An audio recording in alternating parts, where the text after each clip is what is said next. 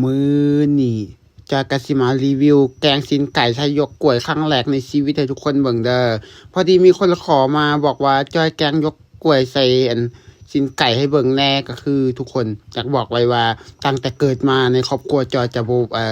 จอยบ่เคยกินยกกล้วยจักเทื่อแบบมาแกงใส่ซีนนู่นนี่นั่นคือบ่ฮู้ด้วยซ้ำว่ายกกล้วยเขาเจ้ามาเฮ็ดแนวกินเฮ็ดแนวใดเอาใส่หยังใดแบบนี้นะแต่ว่ามื้อนี้จอยเห็นมีคนขอมาบอกให้จอยแกงอะไร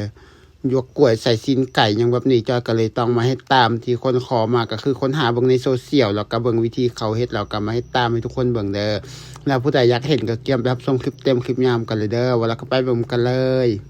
สบายดีทุกคนมื้อนี้ก็คือจะเข้าป่าเพื่อไปหาต้นกล้วยหาเอายกกล้วยมาเฮ็ดแกงซีนไก่ใส่ยกกล้วยให้ทุกคนเบิ่งเด้อพอดีมีคนขอมาบอกว่าจ้อยไปเอายกกล้วยมาแกงใส่ซีนไก่ให้เบิ่งแน่อยากเห็นแกงยกกล้วยใส่ซีนไก่ว่าซั่นคือทุกคนขอบอกไว้ก่อนเลยคือตั้งแต่ก็จอยเกิดมาอยู่บ้านจอยมันพ่อแม่บ่พากันเอายกกล้วยมาสู่จอยกินจักเทื่อคือบ่ฮู้ด้วยซ้ำว่าแกงยกกล้วยมันเขาเฮ็ดแนวใดเฮ็ดด้วยวิธีใดแบบนี้จอยก็เลยแบบว่าเห็นมีคนคอมเมนต์บอกว่าจอยแกงซีนไก่ใส่ยกกล้วยให้เบิ่งเนี่ยเพราะฉะนั้นจอยก็เลยแบบว่าต้องไปค้นหาเบิ่งในโซเชียลวิธีแกงซีนไก่ใส่ยกกล้วยว่าซั่นแล้วก็เบิ่งวิธีเขาเฮ็ดแล้วหลังจากนั้นเราก็เลยว่ามาเฮ็ดมาเลาะหาตัดเอายกกล้วยเพื่อสิไปแกงใส่ซีนไก่ให้ทุกคนเบิ่งเพราะว่ามีคนขอมาบอกว่าอยากให้เห็นแหมเฮาก็เลยแบบว่าถึงว่าเฮ็ดบ่เป็นเราก็สิเฮ็ดให้เบิ่งมันจอยเคยถามพ่อแม่อยู่เคยได้ยินอยู่ดอกเรื่องกินยกกล้วยแกงใส่ซีนเป็ดซีนไก่ซีนหมูนู่นนี่นั่นนะคือสมัยพ่อแม่จอยเขาบอกว่าตอนเขาเป็นสาวพุ่นเป็นบ่าวเป็นสาวเขาสิพากันเอายกกล้วยไปแกงใส่ซีนหมูใส่ซีนไก่เวลางานแต่งหรือว่างานสู่ขวัญนู่นนั่นกินตลอดว่าซั่นแต่ว่าพอมารุ่นลูกตัวเองมาคือบ่มีผู้ใดฮู้จักเลยว่าเมนูยกกล้วยเขาเอาไปเฮ็ดหยังกินจนกระทั่งจอยก็บ่ฮู้คือกันแล้วมันจอยเคยได้กินอยู่ยกกล้วยตอนจอยไปไทย2023แล้วจอยเคยไปเฮ็ดเวียกอยู่ไทยแล้วจอยเห็นเขาเจ้าขายในตลาดบอกว่ามก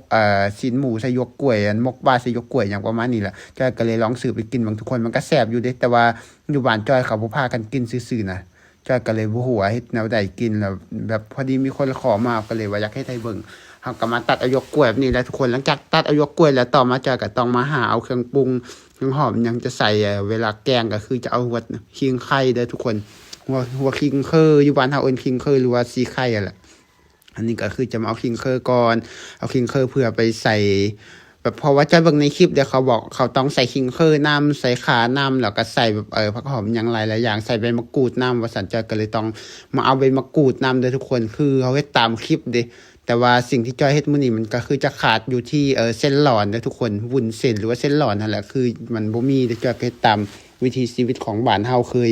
หาอยู่หากินแบบว่าเอาแบบบ้านๆเลยคือบ่ต้องปรุงแต่งอีหยังหลายเนื่องจากว่าเฮามีเท่าใดเฮาก็ใส่ซ้ำนั้นอีหยังบ่มีเฮาก็คือบ่ใส่สิ่งที่ขาดไปก็คือแบบที่จอยเบิ่งในคลิปที่จอยบ่มีมื้อนี้ก็จะเป็นเส้นหลอนหรือว่าวุ้นเส้นนั่นแหละทุกคนต่อมาก็คือจะมาหาเก็บผักหอมอยู่ในสวนผักหอมที่ปลูกอยู่ในสวนก็คือจะเป็นผักที่จอยจะมาเก็บจะเป็นผักหอมซีผักหอมป้อมผักหอมบัวแล้วก็ผักหอมเทียมแบบนี้เด้อทุกคนอยู่ในสวนที่เราปลูกเอาไว้นะอันนี้ก็คือเริ่มแก่หมดแล้วได้ผักหอมต่อมาจะก็ต้องมาหาลูกเอาผักหอมป้อมก่อนทุกคนเห็นเขาเอาหากมันใส่น้ำผักหอมป้อมจอยก็เลยต้องลอกเอาทิ้งหากเลยปกติอยู่บ้านจอยมันเวลาผักหอมไปใส่มันจะเด็ดแต่ยอดมันได้บ่เคยเอาหากมันจักเทื่อเวลากินก็คือมันจะเอาแต่ยอดมันแต่ว่าจอยเห็นในคลิปเขาเอาหากมันใส่น้ำว่าซั่นเฮาก็เลยต้องมาหาลกเอาหากมันพร้อมทุกคนเวลาเก็บผักหอมก็คือ เอาทั้งกกทั้งหากเลยเพราะว่าปกติเฮาบ่เคยกินกกกินหากนะจะกินกินแต่ยอดอ่อนมันกินแต่ใบอ่อนมันแบบนี้นะแต่ว่าเห็นในคลิปเขากินหากมันพร้อมเฮาก็เลยต้องลกเอาทั้งหากต่อมาเอาไปเอาผักเทียมจอยก็ขี้คร้านแบบเด็ดเอาไว้ทุกคนมันมีหลายอยู่เฮาก็ลกเอาเป็นหัวแบบนี้เลยผักเทียมก็คืองามแห้งเลยผักเทียมนะนี่คือจะเป็นผักเทียมเด้อหลังจากเก็บผักเทียมแล้วต่อมาก็มาเอาผักบัวก็เริ่มแก่หมดแล้วล่ะฤดูนี้นะเพราะว่ามันฮอดฤดูมันใกล้สิได้กูแล้วใกล้สิได้เก็บเอาไปไว้แล้วไก่สิได้กินหัวมันแล้วต่อมาก็ต้องมาล้างน้ำด้วยเพราะหอมเวลาเก็บมาแล้วก็ต้องล้างก็คือล้างในลำธารเลยทุกคนตื่นเช้ามามื้อนี้แปลว่าบ่มีแดดเลยนะทุกคนคือแปลว่าน้ำหมอกก็บ่มีแดดก็บ่มีแล้วเวลาถ่ายคลิปก็จะเป็นแบบนี้แหละมืดๆคือจังมันมื้อแลงที่จริงแล้วมันบ่แม่นมันจ้อยถ่ายมื้อเช้าแล้วมื้อสวยเด้อทุกคนคือบ่มีแดดเลยแล้วก็บ่มีน้ำหมอกเลยตื่นมามื้อนี้แปลกว่ะปกติตื่นเช้ามาจะโอ้ยน้ำหมอกบ่เห็นหยังเลยแล้วก็แดดออกโคตรไวบ่แม่นออกโคตรไวออก10 โมงแต่ว่ามาตื่นมามื้อนี้น้ำหมอกก็บ่มีแดดก็บ่มีแปลว่ามีแต่ก้อนเมฆเต็มไปหมดบ่ฮู้ว่าเป็นหยังเพ ราะว่าเมื่อคืนตอนจอยสินอนมันบ่มีดวงเดือนบ่มีดวงดาวทุกคนมีแต่เดือนเพราะฉะนั้นตื่นเช้ามาก็เลยบ่มีแดดอันนี้ก็คือแล้วสำหรับล้างผักหอมต่อมาก็คือเตรียมผักฟักศีลไก่ทุกคนไก่จอยไปคั่วมาตั้งแต่เช้าเลยเด้อเพราะว่าเวลาคั่วจอยก็ถ่ายให้เบิ่งบ่ได้เพราะว่าถ่ายเวลาคั่วสัตว์นู่นนั่นแล้วมันสิผิดกฎแล้วอีกอย่างบางคนที่เบิ่งคลิปจอยส่วนหลายเท่าที่จอยสังเกตเบิ่งมันจะเป็นคนที่แบบว่ารักสัตว์หลายสุดๆเลยเวลาคนติดตามจอยส่วนหลายจะเป็นคนประเภทที่รักสัตว์หรือว่าคนโลกสวยอย่างประมาณนี้นะทุกคนเพราะฉะนั้นเวลากินสัตว์นู่นนี่นั่นจอยจะบ่ค่อยถ่ายวิธีครัวนู่นนั่นให้เบิ่งเพราะว่าถ่ายไปแล้วคนจะคอมเมนต์แล้วมันก็สิผิดกฎต่อมาจอยก็เตรียมซอยยกกล้วยเด้อทุกคนซอยยกกล้วยเพื่อสิเอาแตะเกียมจีปรุงเด้อทุกคนคือเกียมเครื่องปรุงไว้ให้มันครบก่อนเราสิแตกนะยกกล้วยก็คือจะมีเยอะหลายแห้งเลยทุกคนใหญ่มันโคตรหลายคือแบบนี้แหละเวลาเอามันผ่าไม้แบบนี้แล้วต่อมาเอาน้ำใส่แล้วก็พยายามแบบว่าดึงออกใยมันได้ทุกคนดึงออกใยมันก็คือจอยเบิ่งในคลิปเขาบอกว่าเอามือจับมันก็บ่ค่อยได้ปานใดเวลาเขาจับออกแบบนี้มันก็ค่อนข้างยากให้เอาใหม่มาเกี่ยวออกว่าซั่นเกี่ยวออกคือจังใยแมงมุมจอยก็เลยเอาไม้ถูเลยทุกคนเอาไม้ถูตะเกียบนั่นแหละมาเขี่ยออกใยมันเลยก็คือใยมันคือแบบยาวแห้งแล้วก็มีหลายแห้งเวลาเอาใส่เขาบอกว่าคันมีใยแล้วมันกินก็สิยากเขาต้องเอาใยมันออกต่อมาจอยก็คือเกี่ยมเครื่องปรุงแล้วเด้อทุกคนก็ต้องห้อยซอยหัวซิเคอร์ก่อนซอยหัวซิเคอร์แล้วก็ต่อมาต้องซอยขาเด้ออันนี้คือเครื่องปรุงที่จอยจะตำใส่เวลาเฮ็ดแกงซีนไก่ใส่ยกกล้วยเด้อก็คือจะใส่ข่าแล้วก็ขิงเคอเพราะว่าจอยเห็นในคลิปเดี๋ยวเขาเอาข่าขิงเคอแล้วก็เอาผักหอมบัวผักหอมเทียมมาใส่แบบนี้เด้อหอมบัวหอมเทียมจอยก็จะเอาแต่หัวมันได้ทุกคนใบมันก็จะไว้ใส่แกงเล็กๆน้อยๆก็พอตอนแรกจอยว่าเอา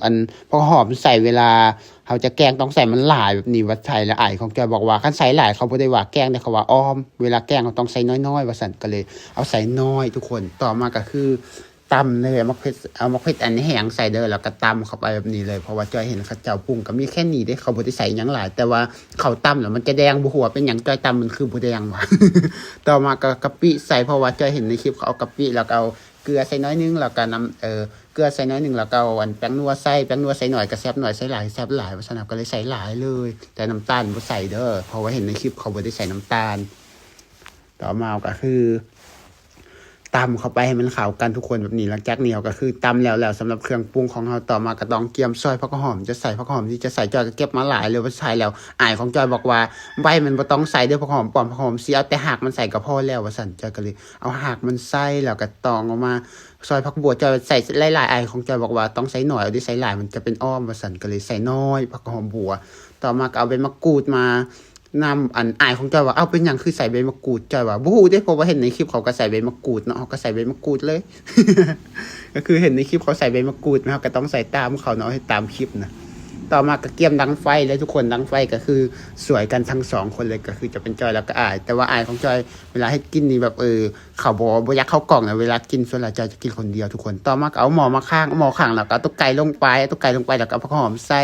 แต่ว่าจอยเห็นในคลิปเขาต้องเอาน้ำมันลงน้อยนึงด้วยทุกคนแล้วก็จังเอาไก่แล้วก็เอาหอมใส่เวลาคนแบบนี้เขาต้องเอาน้ำมันใส่น้ำแต่ว่าจอยจะใส่น้ำมันอ้ายของจอยบอกว่าบ่ต้องใส่ก็ได้ดอกน้ำมันขวดจึงคือจังเขาเช็ดอ้อไก่น่ะคือเขาเช็ดอ้อไก่ใส่ข้าวเบื่อก็ได้แล้วว่าซั่นก็เลยเอาไก่แล้วก็เอาหอมใส่นี่แล้วก็พยายามคนเข้าไปโดนสักพักนึงแล้วก็เอาฝาหม้อปิดไว้ให้ซีนไก่มันแหมกรอบหน่อยให้มันแหมหน่อยนึงนะทุกคนให้มันเป็นมันหดเข้าอีหยังสักอย่างนี่แหละ เฮาก็พูดว่าจะอธิบายจังได๋เฮากลัวไปให้มันแหมหน่อยนึงต่อมาก็คือเอาน้ำใส่ก็คือจะเอาน้ำล้างครกใส่เพราะว่าเห็นในคลิปเขาเอาน้ำล้างครกมาเขาก็ใส่ตามเขาเพราะว่าให้ตามคลิปคือว่าแหละเขาให้ตัวเองบ่เป็นเนาะเขาบ่เคยเฮ็ดจักเทื่อนะแกงซีนไก่ใส่หยวกกล้วยนะเขามาให้ครั้งแรกเขาให้ตามคลิปเพราะว่าตั้งแต่เกิดมามันคือว่าแหละอยู่บ้านจอยมันเขาบ่พากันกินหยวกกล้วยนะจอยก็เลยบ่ฮู้ว่ากินจังไดเพราะว่าสมัยก่อนพ่อแม่บอกว่ากินอยู่แต่ว่าสมัยนี้บ่มีผู้ใดกินว่าซั่น